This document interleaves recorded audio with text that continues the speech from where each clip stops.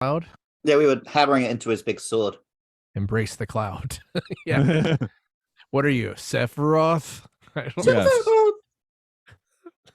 I'll record as well Sephiroth. then in case that fucked yours, Matt. Oh, hold on. I need to give you permission then, I think. Request has been sent. Oh, yes, you have. Could have denied you. Okay. In at number 99, it's M, the film that invented the crime movie. Invented the crime movie. Well, Mark and I watched that Santa Claus one from 1908 or so, where Santa Claus robs his own house. I mean, There's movies about mystery crime. solved. Is that a crime movie? Yeah, he broke into a house of his former family, which is a crime, I think, even if you're dressed as Santa Claus. Isn't the act of being Santa Claus a crime? You're breaking into a house. You're lying to Breaking people. like billion houses in a night. Yeah. You're devaluing the parents' contribution of the family. You're messing up the present economy. So what we're saying is Santa Claus is the picture of scum and villainy and criminality. No, he's a socialist who's out there to upset the class order. That's why he dresses in red. Exactly. Excuse me, I What just a cleared my throat cad. right into the thing. That being me, who is Matt. I called Mark already. You could say I'm something. still Mark. He's still Mark. It is I, Luke. It's Films and Filth, the Citizen Kane of podcasting. We're looking at the film side apparently today. We think we'll talk about it. Well, in a certain sense, this is the filthiest film we've done yet. As I'll say, it's a filthy film for sure. So More smoking than everything else put together. Fritz Lang's M from 1931. yes. So Mark, you've seen it before, right? Yes. I've seen it before. Where did I see it before? Did I watch it on a classy VHS in the late 90s or at university? I might have seen this in the theater the first time. I saw it in the theater after a fancy restoration, which probably is the same version that all of us watched. Yeah, it seemed to be too long. I mean, not too long as in like, oh God, I hate this. It's too long, but this cut seems longer than any of the cuts that supposedly exist. That's what you go for, man. You get the restoration so you can watch for too long. Luke, Where what did are you the guys watch? roasties? Yeah, I watched it on YouTube. Oh, I oh watched yeah. it on I should have thought about that. Oh well. Plex, I think. Plex. Yeah, Thanks, but yeah, Plex. I watched this in my, like right around age 20 film dork phase where I watched a lot of movies that I didn't quite want to but felt I needed to. Like what is it? Like the French New Wave films and stuff. This technically, this is a weird disconnect I have about this film. If you watch the film just as a film, it's somewhat dry. I mean, Peter Lorre's great, of course, it's somewhat dry, but if you actually start looking at the shots themselves, all the German expressionism tricks were learned in the 20s and with reflections and weird camera setups, it's like there's kind of another film you could pay attention to in here. Oh yeah, like there's a lot of moving cameras and like this film is credited for inventing a lot of that stuff, right? Like the up the pant leg shot. Yeah, the up the cop's pant leg shot. No, this is such a forward thinking. I watched it when I was in my 30s. So it's like this is such a forward thinking film for that era, sort of like Citizen Kane, where I saw some reference that it was like this is Fritz Lang's first his first film with sound, and he's already doing things that people were absolutely not doing at the time, where it's like conversational dialogue, and there's spaces. Whereas like most people making films like this at the time were just sort of having everybody talk on top of each other. And I think that ages it really well. What kind of doesn't age well is that the murderer gets a big old dialogue about how he's a poor murderer. Like that didn't age super well. Well, I mean, think about it. I think that makes his case. It's a great scene to watch, but maybe I'm too immersed in true crime bullshit at this point, but that just seems unrealistic for a serial killer to do. Like he would just go evangelical Christian before he did any of that stuff. I don't know, literally backed into a corner by the mob, you might, give it a shot. Yeah, maybe it's not super accurate, but it is still how films do that stuff to this day. It's true, and it's also very entertaining and one of the most memorable things about the film. I didn't remember a lot of the other stuff. I remember Peter Lorre screaming in the basement. Before we get too deep, Mark, I think you're up for summary. You're summarizing. Wait, what? I thought I was summarizing North by Northwest. Oh, maybe you are. Maybe yeah, I think you said I was summarizing this one. Okay, I see that's the problem of having a group Facebook feed. I just feel like I'm sending messages to the same person. I just want to make you crap yourself a little bit. That's all. Okay. Why? I'm gonna start screaming like Peter Lorre if you try to make me summarize this. Okay, turn the dial to Luke. In 1930s Berlin, a child murderer is keeping the city in a grip of fear. The police are at a loss and resort to raiding criminal underworld hideouts night after night. So the underworld decide to take it into their own hands and employ a spy network of hobos to find the killer. They track him down just as the police begin to close in and bring him to street justice, where he's saved just in time to be dragged to the courts. But are the courts really any different than a mob? Someone should think about that, like on a podcast or something. That's maybe another forward-thinking thing about this film is I feel like there's an ambiguous morality, even though it's literally about a guy being judged the entire time. Well, I guess obviously we're going to be having some Weimar Germany and Nazi talk before too long, but I guess we should talk about. This is one where instead of just actor, I guess you talk about Peter Lorre and Fritz Lang, right? You don't. I mean, do we care about anyone else other than they're fine? What's interesting about the first half of this film is that there really isn't a main character. It's about like the whole city, like you would see in like a Roman Denmark disaster or something, right? It's got a big cast of characters and how they're all reacting in different ways. And then if it has a main character, it's Peter Lorre, and he is barely on screen for the first hour of the film.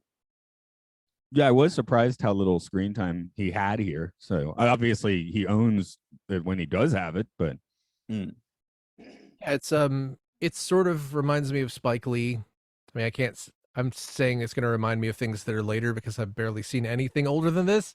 But, it's like the whole thing where you have the ensemble cast to make the world feel real. There's like lots of world building here, and that works so much better than just like following the anguished detective as he tries to figure out the clues. Like, it's much more fun to just watch how all the little clockwork gears go in the city. Watching the vigilanteism, but because that's what it is. It's this guy versus the city.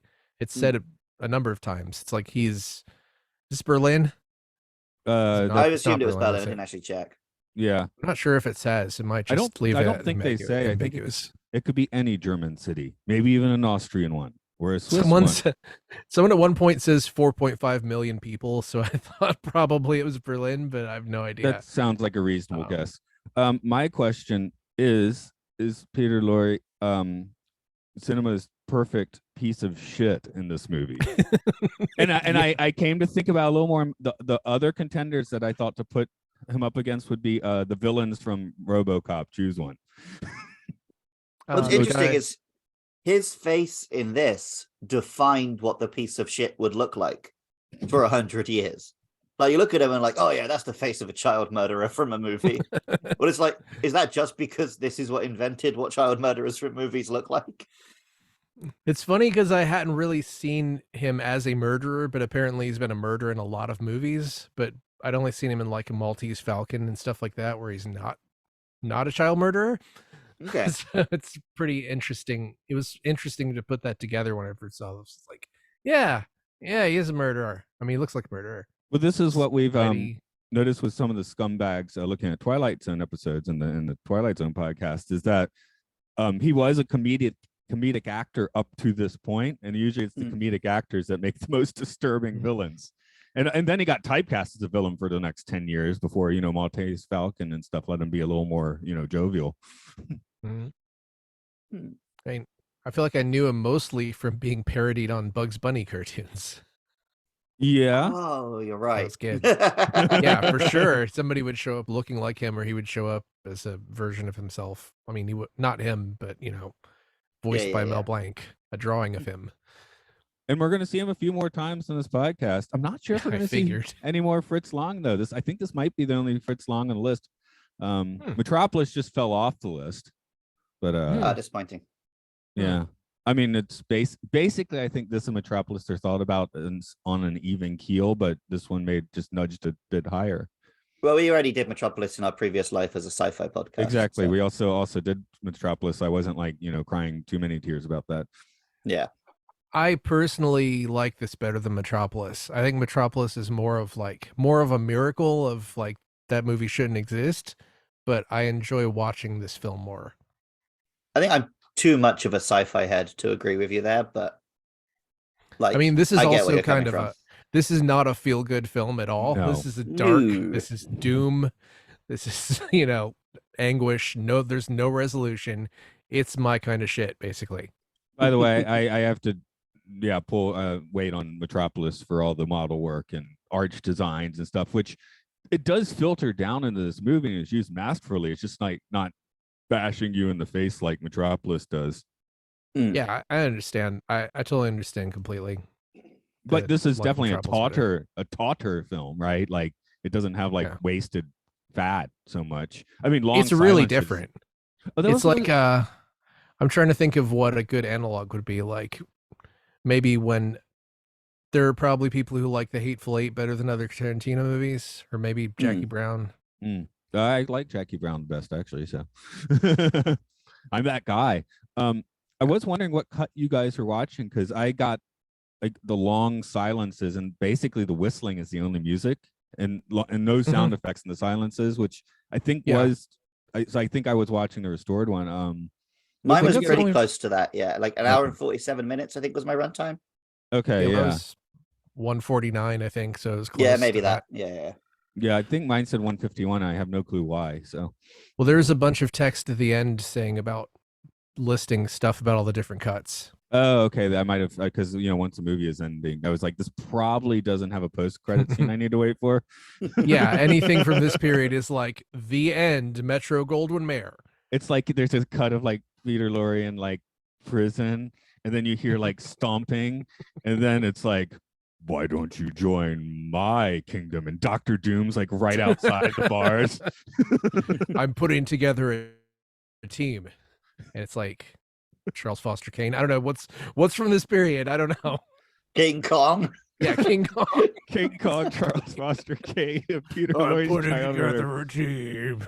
Does this guy act? Okay, maybe it should have been Ming the Merciless and not Doctor Doom then.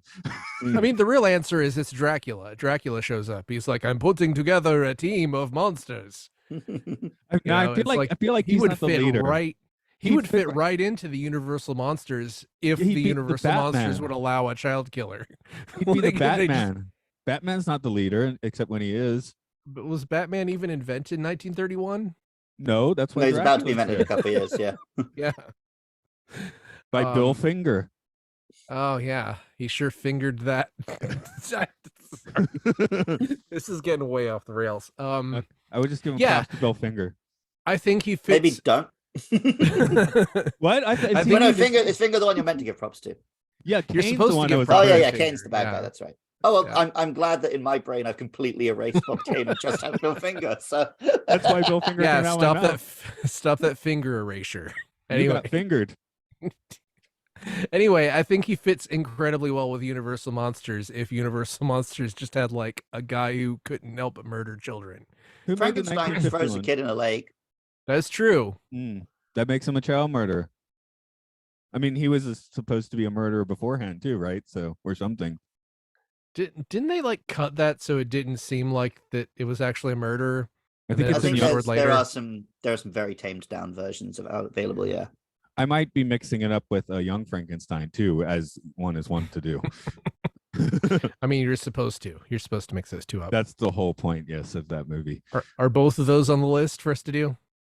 They should be. Yeah, I don't know. Probably are not. They probably aren't.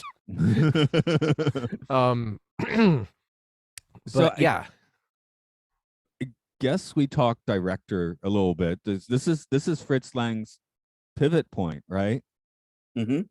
Because after this, they're I think like, he has one more German film after this, and the German film he does after this explicitly has Nazis as the bad guy, and then he leaves. okay, Nice. because this one the studio turned him down originally, and he's like, why? He's like, because you're I'm a member of the Nazi party and you're making a film that doesn't like the Nazis. And then Yeah, he this showed is them the the script thing. and goes, oh, that's the mob. That's not the Nazis. That's a completely different thing. Whereas you This and is the I, thing. From what I read, they only turned him down because the movie was called Murderer Among Us. The Nazis just assumed that Murderer Among Us was about them. why? Why would they assume such Either a one of thing? those is really funny. I mean, look at what's going on right now. There's a lot of people who are sort of like, yeah, whatever, kill kids in school. That's fine. Well, There's not really. the thing I took away from this is it's clearly like the theme of the film is paranoia. Like the first half is the city's paranoia caused by him, and the second half is about his paranoia as he's being hunted. And paranoia is like one of the key ingredients in letting fascism grow. So if it's not explicitly about members of the Nazi party, it's about the world which allowed the Nazis to come to power. And therefore it feels very relevant watching it now, where like the rise of just this ridiculously paranoid form of conspiratorism is the pipeline for getting people into fascism. I mean, you get hobos to put on a brown shirt for you and kick some ass, which apparently Fritz Lang did for this movie, as I messaged you guys beforehand, that he apparently hired a bunch of actual ex-cons to play like the hobos and stuff. And 25 members of the cast were arrested during filming.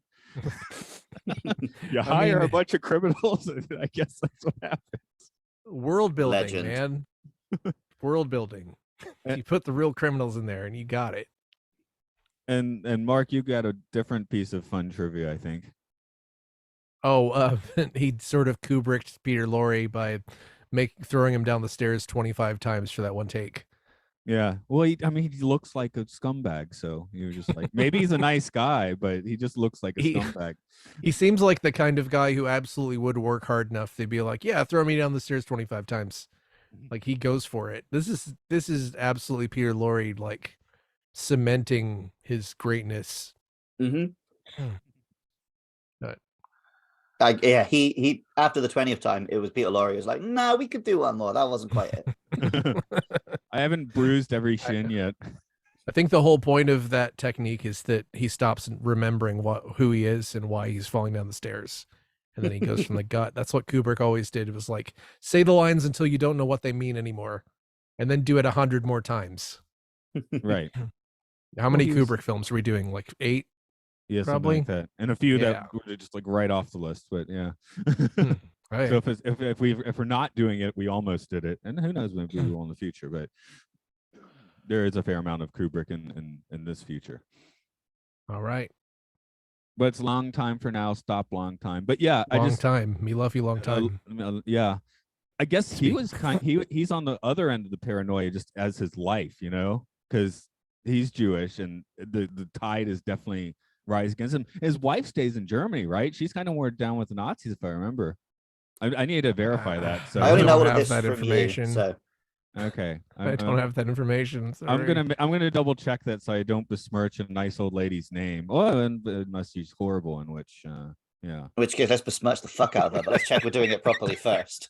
Yes. I'm gonna make sure we do this properly. So someone else throw out a nice thought or her name was Lily Latte, that's fun. I bet she loved coffee. She died in 1984 in Los Angeles. So eventually she left. Lily Latte. Oh, right, no, that was his wife in the 70s. Yeah. Oh shit. Okay, hold on. Let's Thea von Harbu was his wife from 22 to 33. And the fact that they divorced in 33 implies that she did stay in Germany. Gotcha. I thought it was just a fun German name that looked like the word latte, but I guess it was the word latte. Oh, okay. So shortly after Harbo married Lang, he developed the habit of openly pursuing younger women.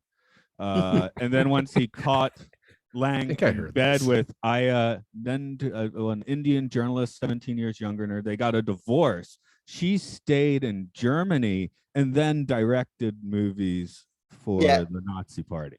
Well, Wikipedia lists it differently. She divorced her husband in 1932 because political changes in Germany made her support the National Socialist German Workers' Party. However, it became a relationship only for her work. She remained in Germany after Lang's defection to the United States, where she continued to publish novels favored by the Nazis. So I'm the gonna say Nazis she at least deserved to get liked cheated her. on. Yeah, she Okay. deserves some besmirching. Okay, so I don't. Cool. I feel like maybe I was about to drag her name deeper in the mud than I should have, but you can like take it for a loop or two in the You mud. can basically do whatever you want. The name of a Nazi. Name Yeah. of a Nazi. True. Name of a name of a Nazi. But that is if Like print it out on a bit of paper and stick it up your butt. Who cares? I don't know if you're creating. Um, Can you create art for a horrible, evil government and then if you're just making the art on its own, can you separate the two? I guess it's if you join the party or kind of like buying the line. Is it art then? I mean, is propaganda art? Was Werner von but Braun I guess- cool on 50s television? I guess we could ask ourselves: is propaganda art? Is everything that is of a specific ideology propaganda? Which Well, I lean towards yes, but I don't know if we can really say that. it can be art and it can be good art, but you're still a cunt. I mean, that's definitely the triumph of the will party line. Yeah, for sure. I mean, But like also you can be like hired to create that kind of art and then like subtly get some digs in, right? My girlfriend was telling me about the Mexican national anthem, which is super militaristic, and the guy didn't want to write it, and they basically locked him in a room until he wrote it. And then it made me wonder, like, oh, is the reason it's so militaristic because he was basically satirizing them? That's great. Apparently, that's how the Rolling Stones manager got Mick and Keith to start writing songs too. Well, I mean, almost the opposite. Where like fireworks shows in the U.S., like Luke, you probably don't know this, but fireworks shows in the U.S. tend to always play "Born in the USA," which is like it's like basically an anti-immigration of what pro-immigration, anti-racist song. I don't know anything about. I don't know Bruce. Right. It's not what people kind of peg it as, and "This Land Is Your Land" is completely misinterpreted. Which that's a completely sarcastic song. It's basically like, yeah, it's your land, take it, but it's like entirely satirical because we took all of it from the Native Americans. Yeah. Sorry, it's I was just playing the song on my head player, and it's Vietnam vets getting shafted when they come back to the States. Okay, that makes sense. Just to, when someone was like, "That's not what the song's about. That's not my America. That's not my USA." Yeah, but it's not like a dumb patriotic song, which is usually how it's used. Yeah, there's lots of examples of things like that, right, which were written as kind of a satirical irony, and then people just take it because our world is impossible to satirize. Woody Guthrie's "This Land Is Your Land" does that for sure. That's literally the example Mark just gave. So thanks for listening, Matt. Oh, I was classic Matt behavior. That this this trivia is your trivia. This trivia is made for you, not me. Yeah. I was just thinking about how much I hated that song as a kid, not knowing. I just thought it was cheeseball, right? So, but that's kind of the point. Yeah, but I guess like characters like Judge Dredd and the Punisher, right? Oh, or even RoboCop, where they're meant to like be a ridiculous, over-the-top parody of violent law enforcement, and now you've got cops with Punisher patches on their cars and stuff. Yeah, it's because hard I've to done love so much sometimes. of the Twilight Zone podcast and my Pokemon one. I keep censoring myself saying "and shit" by saying "and stuff," but I've already dropped the C word and the F word on this podcast. You can say fuck on this one. Yeah, I know, but it's that's what I mean. I have done, but I keep censoring myself on much smaller swear words. I found myself occasionally censoring myself on ones where I don't have to, but maybe that's being classy. I don't know. It's okay to switch it up because then when you say fuck, it means more. That's true. It's like a hammer. How about the creepy kids song at the beginning? That was amazing. That's like that's very real, like kids' behavior, though, right? To take something scary like that and make it playful. Also, was it a song? In German, a chant, just like kind of chanting. They called it a song, but actually, Nightmare on Elm Street did that. In my note, I did write "a child's chant" in German is hella creepy, followed by "now the kids just sing WAP." which I believe is wet and gushy. Is it if they were singing that when they were jumping rope, would like a giant wet pussy have come and like swallowed all the kids? Yes. You know the movie W? Are you ready to see that? It's like a giant pussy that's just consuming children. Did Andrew make this? He might now. I mean, if he's listening, he can take the idea if he wants. I'm not gonna make that. It's too expensive.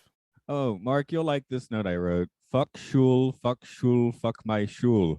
I didn't. I saw that. Yes. Okay. Appreciate it. But well, yeah, you'll just never go to shul again. no more shul. Okay. No one. So who's I'm gonna experimenting address with something. Sorry, I'm gonna address something that I know I said in some other podcast where I said the M didn't stand for murder because in my brain this was a movie about a child molester, which makes me feel like shit, like 100% piece of garbage. But that's like the same. It's interesting that it's the same thing that a lot of people remembered Freddy Krueger as being a child molester, but then Wes Craven would come out and be like, "No, Freddy Krueger would never molest children. He would only kill them." You know, it's like I always assume that in any kind of crime or horror fiction, if they have a child murderer, it's code for child molester. yeah, then And that's it's like they don't want to depict that, right? what's like That's- it wouldn't add anything to the film because it's not like they're gonna like Yeah. it wouldn't really add anything to the film except for to make Peter Lorre like more dislikable, which he's already completely dislikable. Mm-hmm. Long very much understood that if I don't show it, you're going to fill in the blanks, and that's going to be worse than anything I could show you. Which is brilliant. Yeah, I don't. Yeah. Yeah. You know, Even if yeah, they they- showed something now, it's like I can't think of anything where a kid gets killed in a movie that was like worse than Imagination, except maybe I don't know. Some I of don't the wanna educational spoil it. films we used to watch for Matt's oral hygiene, Yeah. kids just dying in horrible ways. They freaked me out as a kid. yeah, it's a little different. Yeah, but it's the whole thing of, you know, show or tell, no, imply, don't show, that Steven Spielberg just kind of stumbled into in Jaws. Yeah. You know, but he could have learned his lesson from Fritz 40 years. What was particularly interesting is the ways that he implies it without showing it are exactly the ways that have been used for the subsequent 100 years, right? You show the ball rolling away, you show a balloon floating off, you know? Yeah. I mean, this is one where I probably should have watched it twice for the visual language. Like, that's when I was saying that at the beginning, I was like having regret because I'm like, oh, I did just watch the story and the acting, but there's so much to the visual language of the movie that you know, probably does require another view in this one. Like when I started looking at stills and stuff, I'm like, oh God, that shot's so great. But you know, you're following the story and you're not necessarily dialing in that shot's so great when you're watching it the first time or after a long time. Yeah, there's I still definitely was shots. noticing it looked great, but I couldn't like pick you out many particular shots. The very first time he approaches the girl and you see his shadow, that was done well. But to be fair, Nosferatu came before this. So. Yeah, I remember all the really cool looking mechanical things in the store displays. Mm. Yeah, Which I don't that's know one if that of was the things- common or if it was just like he just added those things because this would look really cool. Well, again, Metropolis has those shots. It's just like the moving parts of the city, but now it's like this kind of reflective overlay, you know, as Yeah, opposed to but also- pistons being jammed in your face.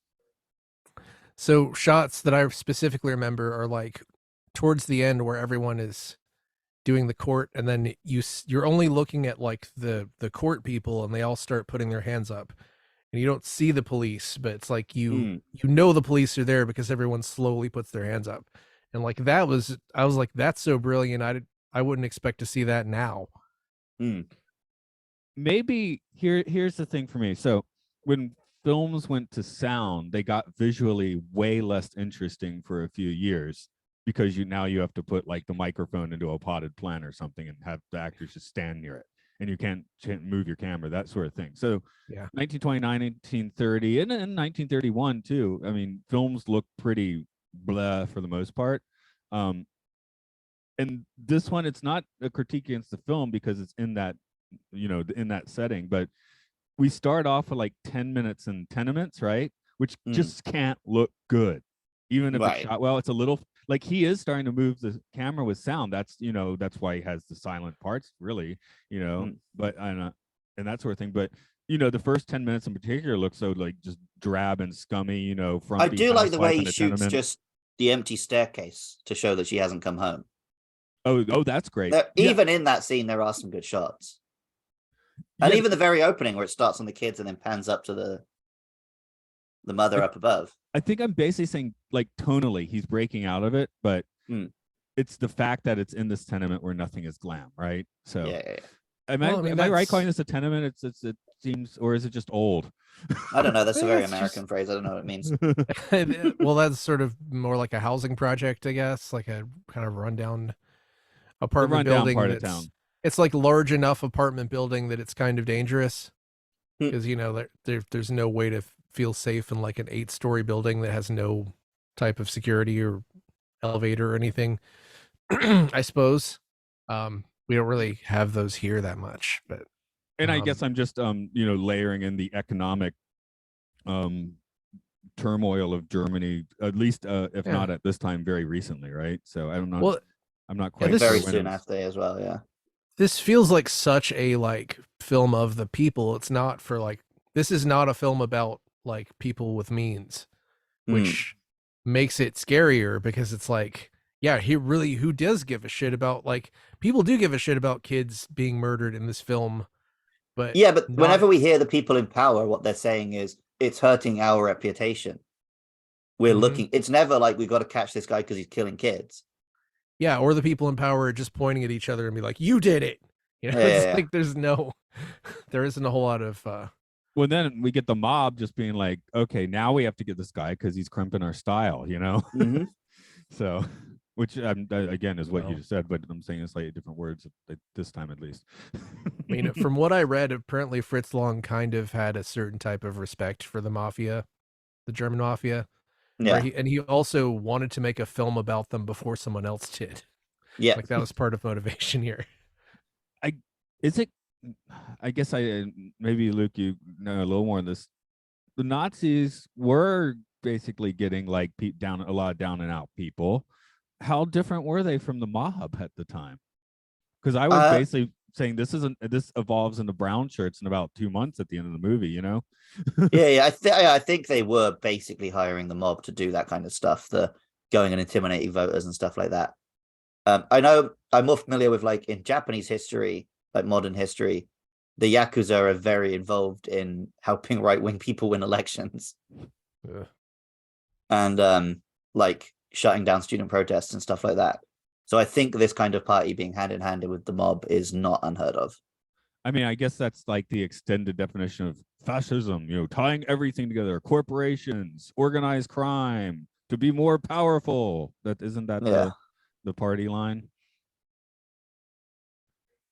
Yeah, but then you accuse Hillary Criminal, Hillary Clinton,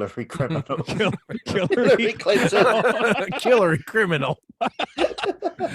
you like, they're always accusing them of being in bed with criminals, right? And it's obvious projection.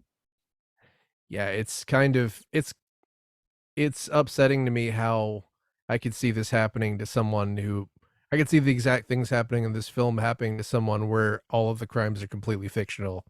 That was something I wondered, like, that's the extra step this film might take if you made it more recently, is we don't really know for sure this guy did it. I mean, we kind of do as the audience, we see some scenes of him doing it. But their evidence is pretty flimsy. Yeah. Yeah, because the blind guy smelled him. Well, yeah, the blind guy, like the blind guy knew he bought a balloon from him on the day of the murder. I'm sure he sold more than one balloon that day.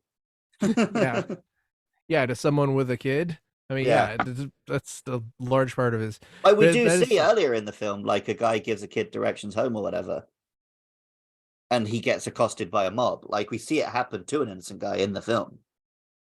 It's interesting that that's kind of flipped twice for. I'm going to spoil the Nightmare on Elm Street remake, which is, in my opinion, a piece of shit. Nobody should ever watch it. Controversial opinion there.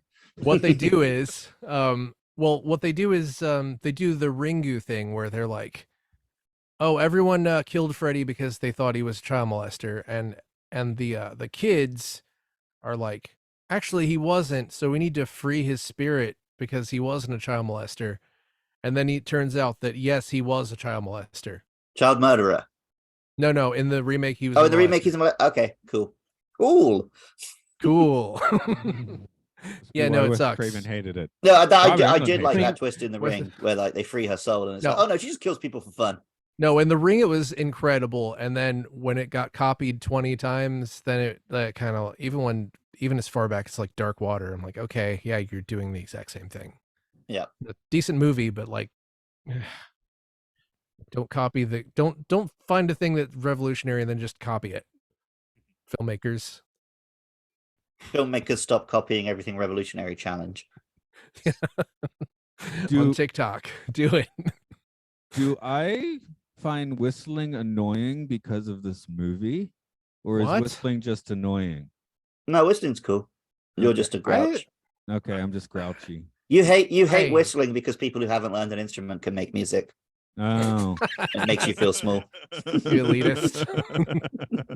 Oh, I damn, kind they're of just owning me with that People's whistle. instrument. I like the whistling in this movie. I don't always like whistling, but I like this whistling. I mean, I dude, can't it's do Hall it. of the I Mountain tried. King. That rules. I tried. Or do you to hate I it because couldn't of do the it. 2010s Muppets? I'm trying to do No, it that's quietly. fantastic. That's a case for me liking whistling. Walter, my the favorite suited Muppet. Yeah.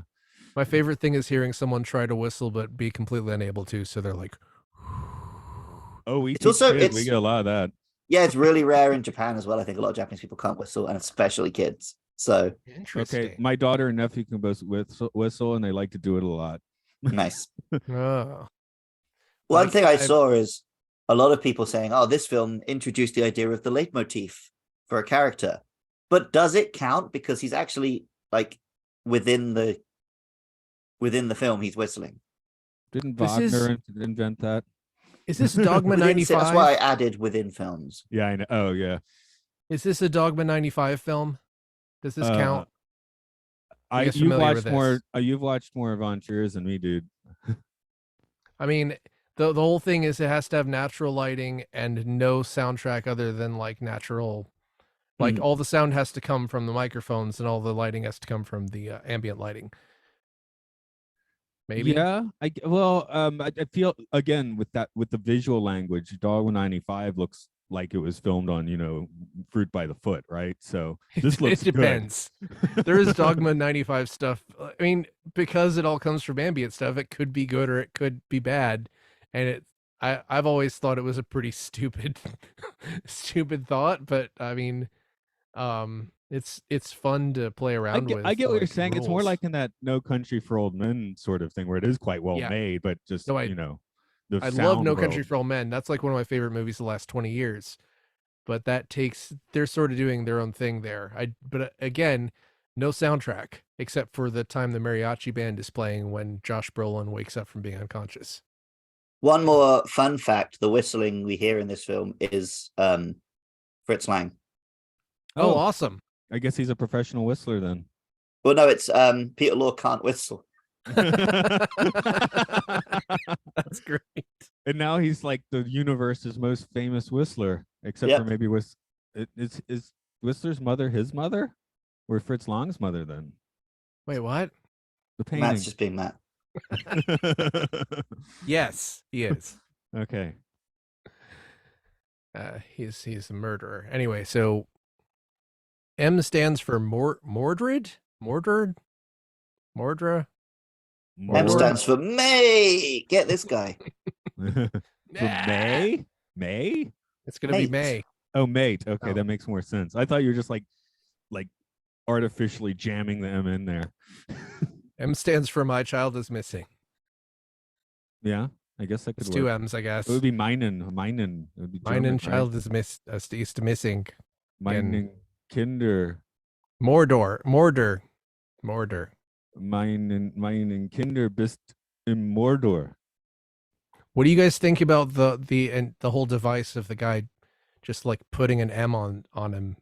I kind of love that. That's pretty cool, yeah. That's what the Japanese police do. For Really? cars. Yeah. I don't. Why is it? I just know they'll mark like for maybe parking and make sure no one's been there too long. I guess American police probably do this too. Chalk the You put an tire. M on your car to know, so you know you're like a parking murderer. No, they like chalk the tire a little bit. So if they come back in an hour and they see the chalk on the tire, they know the car's been there too long.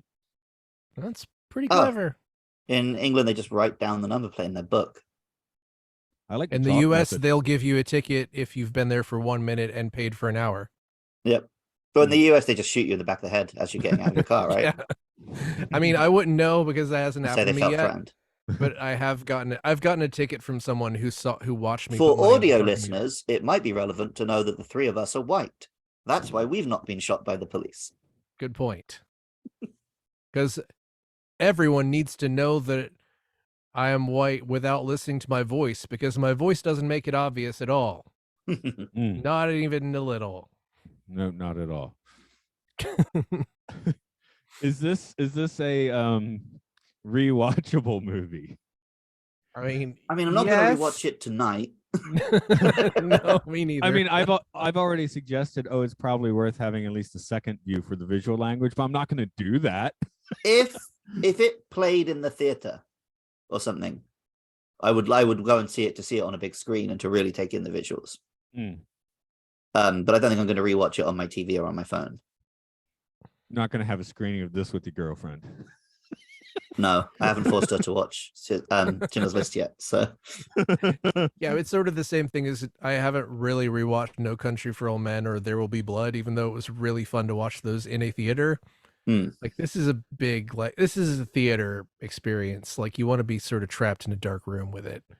Yeah, I think There Will Be Blood is my biggest. Like, I really want to watch that again, but I kind of don't. But I really do, but maybe I don't. So I guess I'm more likely to rewatch this than Ikiru. I was gonna compare those two because these movies do feel like they almost could interchange with each other because there's a lot Just of in they're very depressing. They're depressing, they're films. slow. Yeah, they're slow, depressing, and there's a bunch of like social things that don't directly relate to me as an American. And there's sort of a lot of slice of life stuff that's interwoven into a story about a guy who you don't see the guy the whole time. In both movies. And both of them start with groups of middle, lower class women going around complaining about something. In Ikiru, it's dirty water, and this one, it's their children are getting murdered. So, so it's a little more hardcore in one of them, but both of them do have that general narrative set up at the start. So do you think that like at the end of this movie that M is in prison and then Ikuru's ghost shows up? He's like, I'm putting together a team of depressing movies. What do they I'm gonna do? like canonize calling the characters by the name of the movie because I love to. Okay, let's put together that team then. So we got Peter Lorre, we got Ikuru's in there. Who else is There Will Be Blood is in there. How about Ally McGraw from Love Story? She can go in there, I guess. I haven't seen that. It's a terrible movie, and it's the worst button pusher ever. So yeah, not a fan. Gonna make you. It's like, this isn't good, but we're still gonna try the hardest we can to make you cry. And then Ryan O'Neal's there. You could put like 5 different versions of Joaquin Phoenix in there. You could put him in there from the Joker, from You Were Never Really Here. Is that what it's called? Have you seen that? I haven't, but I know what you're talking about. It's amazing, depressing movie along the lines of all the other things I like. I don't think I've ever seen a Joaquin Phoenix film start to finish. The Master. No. God, I'm recommending stuff. Like you should see. It's his brother in Gladiator, right? No, he's in Gladiator. Okay, that's the only one I've seen. Okay, that's a good that movie. One has sword fights. It's rad. You're actually gonna have to watch the Joker for this list. This pains me that the Joker is a slightly higher rating than Taxi Driver, which makes me hurt inside. Remember, this is the IMDb. That's the incel vote coming in. It's good though. The movie is good. It's sort of derivative and sort of trite, but it's good. I'll get more into it whenever we do that. Okay. But it's sort of like maintain that it's a decent film. How many layers of you can't watch Rick and Morty anymore are we at now? 3? 8. How about I don't really need to watch any more Rick and Morty, even though at one point I would have called that my favorite TV show. That's I've had the ironclad defense of the whole time Rick and Morty's existed. I've been on the I prefer BoJack Horseman side. See, I haven't watched. But even though I did quite like Rick and Morty, I get to be like, I was never the biggest fan. So I haven't get to seen- walk it back a little. Mark, you're a BoJack Well, the- Horseman guy for sure. That's I haven't. You Yeah, will I need you to will watch that. definitely dig BoJack Horseman. Yeah, I need to watch it. I'm so bad at but the good thing about Rick and Morty is that Justin Roiland is a really mediocre voice actor and he can be replaced by just about anyone, really. Yeah. Isn't there other people in that show that are problematic or something? Oh, the fans. That's a problematic fans. too, yeah, isn't yeah. it? I think Dan Harmon was kind of problematic for some reason, like Okay. maybe apologized or something, but I think he was problematic in like kind of a shit guy to work for way, not like a super bad way. Like this is the thing.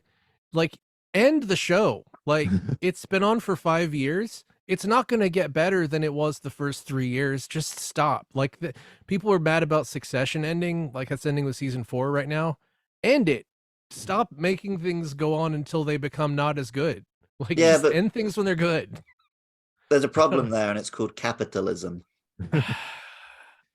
Well, I'm sitting here thinking about how we watch or don't watch things, because I don't go into things usually like, oh, this person's been canceled and I'm not going to watch them. I mean, we have to watch a few spacey movies for this podcast, but I am sitting here thinking I have not ingested any kind of Harry Potter material for the past 4 years. And One of the that's things mine. there is it's awesome. it's awesome. Oh Oh, Christ! Your mic die or something. he's having mic time. Anyway, I'm going to go ahead and say that I am lucky that I never really got Harry Potter all that much. Like, the only time I've seen a full Harry Potter movie was with you in the theater, Matt, and I fell asleep a couple of times. No, I was into it. I've read all the books. I saw all the movies, but Yeah. My since microphone rolled 2019 off my laptop and managed to pull my headphones out on the way down. That Oh, sounds like Jesus. fun. Okay. But yeah, I was Sorry. just like I didn't make a conscious decision like, this woman's trash, I'm not going to read her stuff or watch her stuff anymore. I just haven't, you know. No, but she with that, it's a book written by one person, so she's everywhere in it, right? Yeah. Whereas like one actor or one person on a film, it's easier to be like, oh, it's a shame that he's in it, but it doesn't ruin the experience for me. And the other thing with that is like, you watch it, and now that I know what an awful bigot she is, you start noticing all the awful, horrible ways Harry Potter's pretty messed up. I mean, like, just the thing about the sorting people into groups thing always rubbed me wrong a little bit, and now I could be like, see, I know I'm a Slytherin, but shut up, I don't deserve to be called a Slytherin or put in the back of the class or whatever the hell. because the Slytherins suck. Yeah. Yeah, I don't know. They're snake people. I'm a snake person. It just It since we're on it the is very subject, interesting that she thinks you can determine everything about a child and who they are from birth. Yeah, of course. And, It's like and Destiny sucks. It's a terrible hack writing device. I'll go on record. Everything that involves Destiny, unless it's like specifically like subversive, like Darth Vader restoring balance of the Force by throwing the Emperor into a plasma chamber, it generally sucks. I guess the bad thing is for Daniel Radcliffe now, because when you think of Harry Potter, you instantly think of his face, and he's kind of like made good rebuttals for Rowling. He's made insanity. Swiss Army Man. Swiss Army Man to me is better than any Harry Potter thing I've ever consumed. Oh yeah, weird. Yeah, I And mean, he's owning weird it as now, well. so. Yeah. But my my big one is Earthworm Jim. Like, the guy who made Earthworm Jim is like a complete fucking cunt. And it's easier to give up a like 20-year-old video game, I think, than a series of books in a fictional world. Yeah, I'm trying to think of what's been my biggest bummer cancellation. Luke definitely doesn't know this. Mark Kozilek, because I really like the Red House Sun Kill Moon Painters. and Sun Kill Yeah, yeah. Moon. I love Sun Kill Moon especially. I like them better, and he turned out to be just like an amazing piece of shit. Mhm. So I'm like, I can't really feel like I can listen to this anymore. Yeah, well, I mean, like, all this shit came out about Bill Murray, where it's like, well, nobody wants to talk about that, but it seems that Bill Murray screams at people a lot. Oh, okay, And that's somehow did his not wife. surprising. Yeah, that's the Oh, he thing. hit It's his wife. like, That's not cool. it's the guy. If it's you can't tell who it's going to be, but if it's not the guy you least expect, if it's not the guy you most expect, it's probably the guy you least expect. It's usually one of Well, those. I was such a huge fan of the films of Harvey Weinstein. Well, that's Miramax. I mean, there's a lot of good movies here. I don't know if you're being ironic or not, but he produced a lot of great films. No, if there's anything I really want to know who produced a film, that's really the most important thing. It's like I don't care about the cinematography or anything like that. Who is the Who fronted the cash? yeah, who is the screaming like rotund man with a strange shaped penis screaming at people? I Are like you ready to the. get egged? Is it the Elephant Man where Mel Yeah, Brooks Mel showed it to Brooks the produced it. producers? No, but he showed it to like the money man, and they like suggested changes, and he's like, "No, we're showing you this out of courtesy. You have no input." Yeah, Mel Brooks is a good guy. I mean, he fought for that shit. What else did he do? He produced something else that was like complete Oh, several Solar things. Babies. Yeah, His he did Solar several Babies things. on the list. His Filth list. It's a very I don't think so. disliked. Have you guys done that in Sci-Fi Sanctuary? No. No. Okay.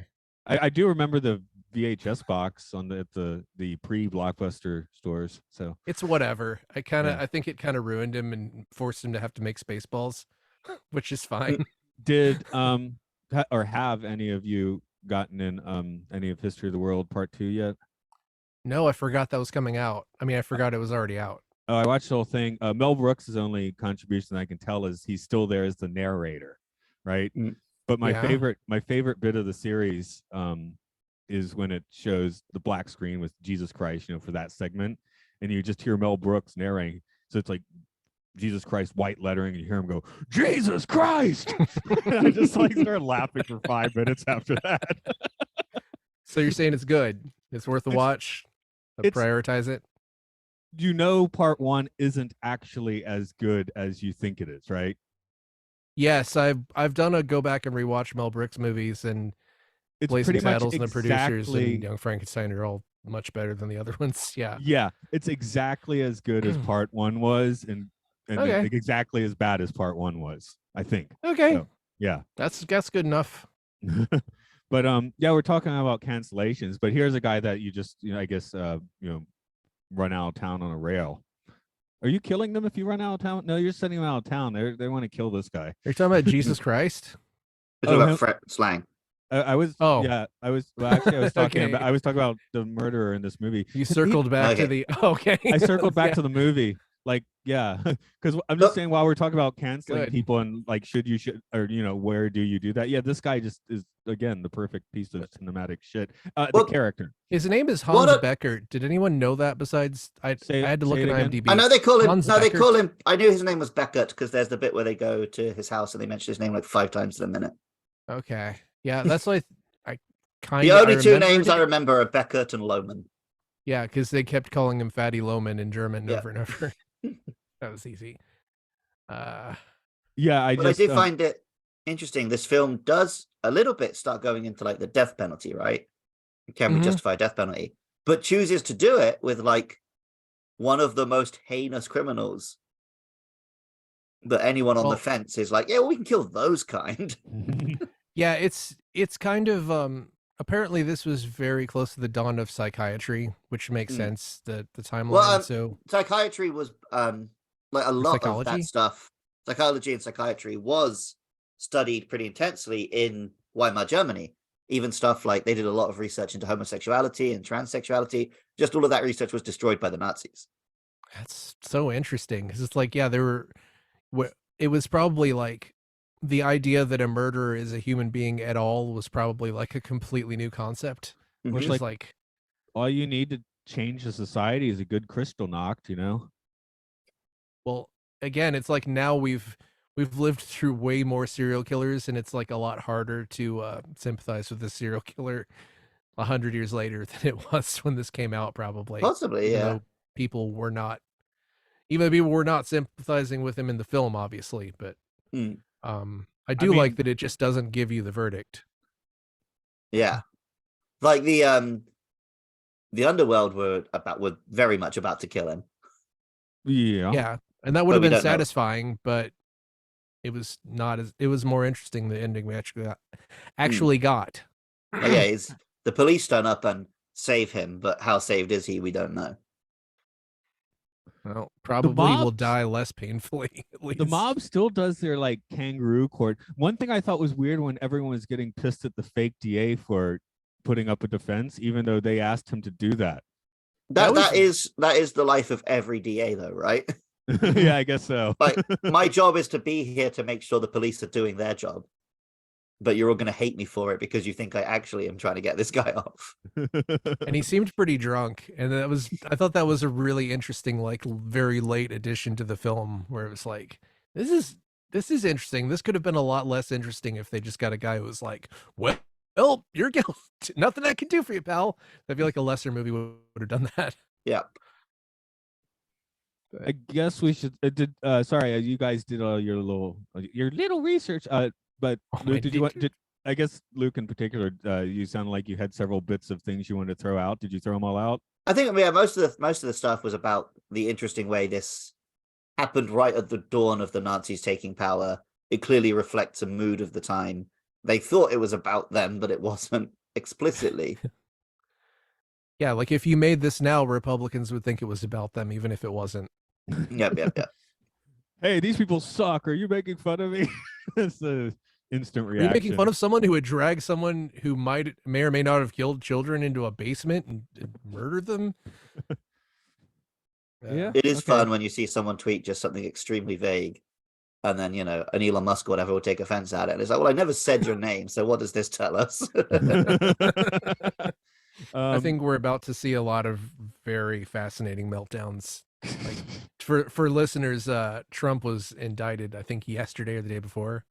A month ago in real time, probably, but yes, or more. Who knows? When as of the time of this recording, he was recently indicated. Yeah, according to his tweet.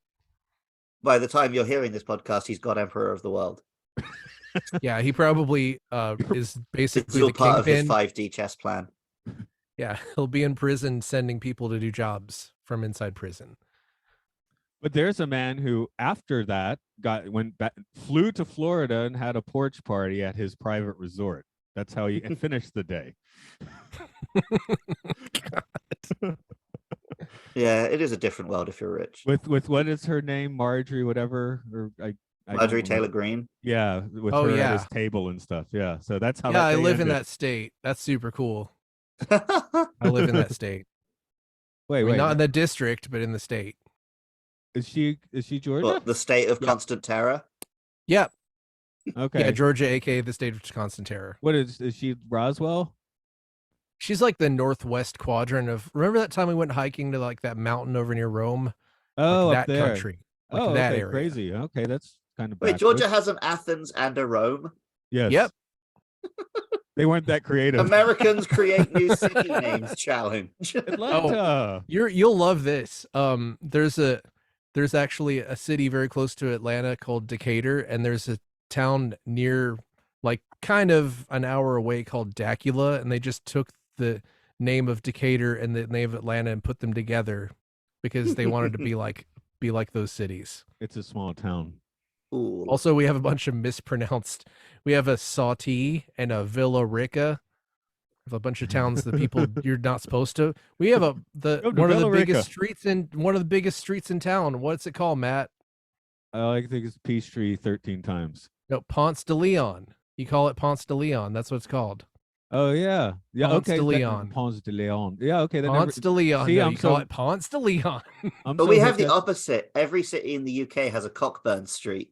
And people will try and be like, "Oh no, it's pronounced Coburn," but no, it's literally called It's literally called Cockburn because that's where you would go and catch chlamydia back in the day because that's where all the prostitutes were.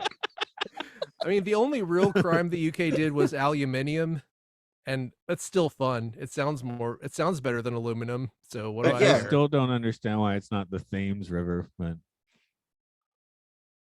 I only know it's called the Thames River from Latin, probably. I just know because I used to watch Danger Mouse and I would see the logo and my mom explained it's the Thames River. See, I saw a logo and just read it as Thames for years. Thames. I mean, if there was one here, it would be called Thames. Yeah. We have a lot of rivers in the UK called the River Ecks or the River Avon. And it's just because those were the Celtic words for river. So the Romans would turn up and say, "What's that called?" And they would say river. And then the Romans would call it river. It's the river. I saw that on a Japanese sign where it had the kanji and then the English, and I was like, Oh yeah, well, yeah, even like Zenkoji Temple, right? G is temple. So yeah, Zen Temple. Okay, What let's temple?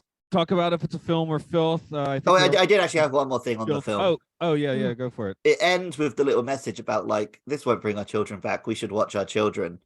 And Fritz Lang has said that like one of the reasons he made this film was to encourage mothers to keep better eye on their children, which to me reads like he came home and he's like, I'm sick of my wife having all these hobbies and not just taking care of my kids. I'm gonna make a film about how women should pay attention to the kids and get back in the kitchen.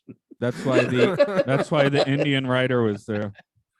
I I honestly read that as like that was the most confusing part of the film's message to me, because like, are the children the future of Germany that we need to watch out for, or is it just straight up like, I don't know. That was, I like the ambiguity, but I didn't entirely understand what he was trying to say there, except for like, obviously he wasn't trying to say that if we don't watch we should watch the children because if the murderer kills them, it's our fault.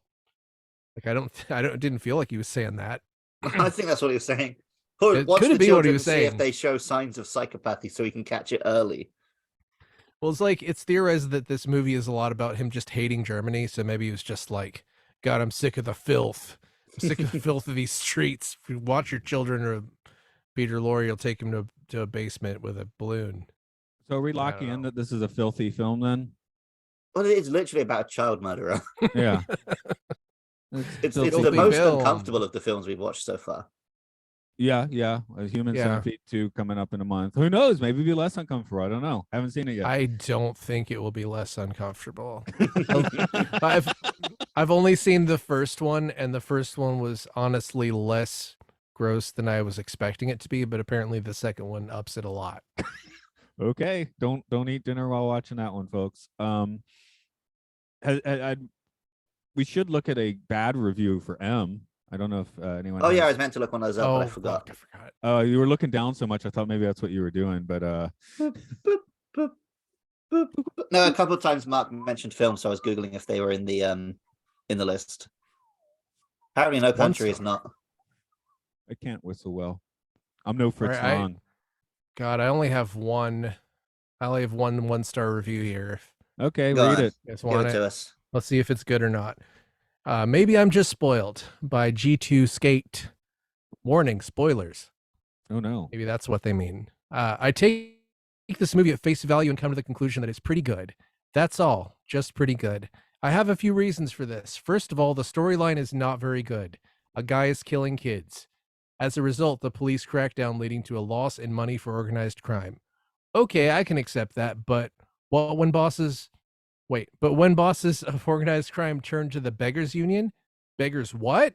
The plotline is barely developed. Little tension is built. The only disturbing aspect is the introduction. After that, little is done to build the character of Peter Lorre as threatening character.